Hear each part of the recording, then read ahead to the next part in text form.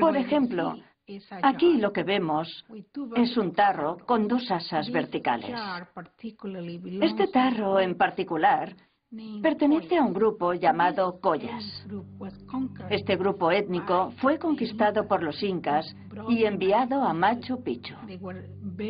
Eran muy famosos por su habilidad en la mampostería. Seguramente fueron ellos los que construyeron Machu Picchu. Los Collas eran anteriores a los incas y mejores constructores. Antes de ser conquistados, controlaban el lago Titicaca, en la frontera entre Perú y Bolivia. Al observar los materiales, objetos y herramientas, llegamos a la conclusión de que estas personas eran artesanos especializados procedentes de una parte diferente del imperio.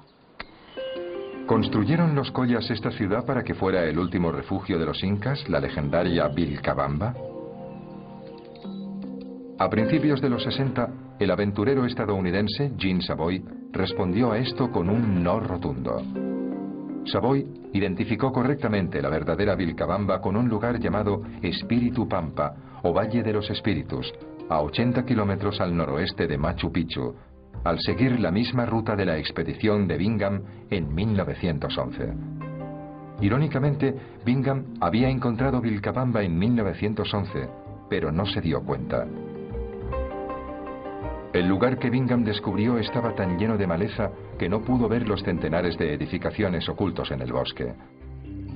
Además, al volver a examinar los objetos, estos indicaban que la construcción de Machu Picchu seguramente empezó en 1450, unos 80 años antes de la conquista. Entonces, ¿construyeron los Collas Machu Picchu para ser un centro sagrado dedicado a las vírgenes del sol? Con modernas herramientas forenses y 20 años de experiencia práctica, el antropólogo forense John Verano acabó con el mito cuando volvió a examinar los esqueletos descubiertos por Bingham. De hecho, descubrió que había hombres y mujeres y que muchas de las mujeres habían tenido hijos, por lo que ya no encajaba con el mito. Entonces, ¿qué era Machu Picchu? Durante siglos, la respuesta permaneció enterrada en un archivo de Cuzco.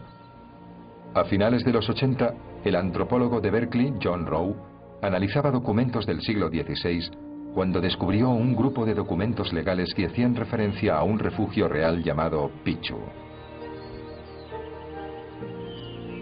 Si se compara con los enclaves conocidos, el refugio llamado Picchu parecía referirse a Machu Picchu. Ese documento explica que aquellas tierras que rodean el lugar llamado Picchu pertenecían al linaje de Pachacuti, el más grande de todos los emperadores incas. Estos eran documentos que se habían generado a partir de un caso legal en el que los descendientes de Pachacuti exigían la devolución de las tierras que les pertenecían. La teoría tenía sentido. Un refugio real construido para Pachacuti. Nuevas pruebas sugerían que la construcción empezó durante su reinado. Pachacuti realmente creó el imperio inca.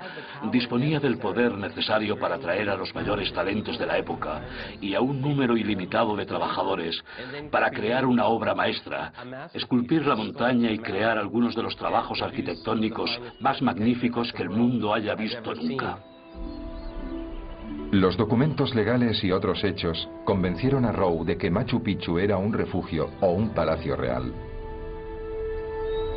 El lugar estaba a varios días andando desde Cuzco y se sabía que los emperadores poseían propiedades reales.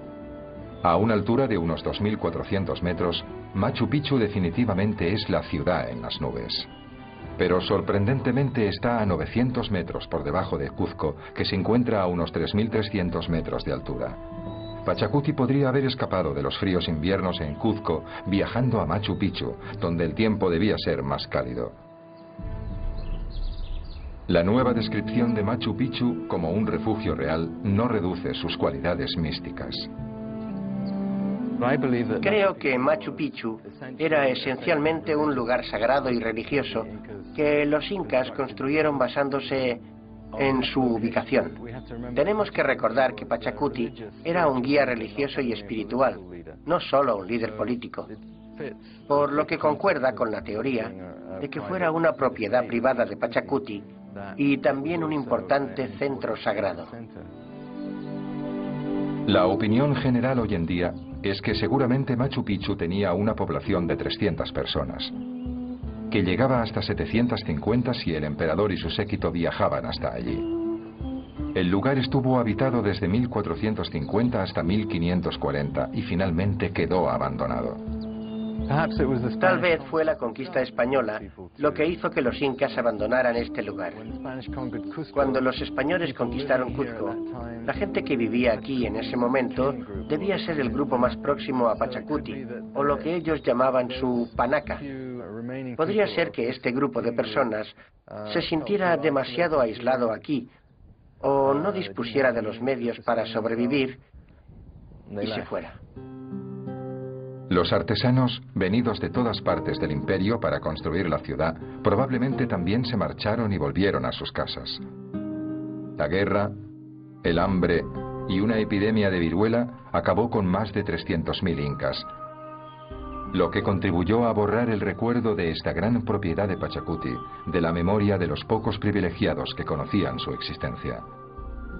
La selva se encargó del resto. En la región del bosque de nubes, la vegetación crece extremadamente rápido. La gente que cuida hoy en día de Machu Picchu lucha constantemente para que las terrazas estén despejadas de vegetación. Tras unos pocos años de abandono, este lugar se volvería invisible y quedaría cubierto por árboles. En la actualidad, los únicos que cubren este lugar son los turistas.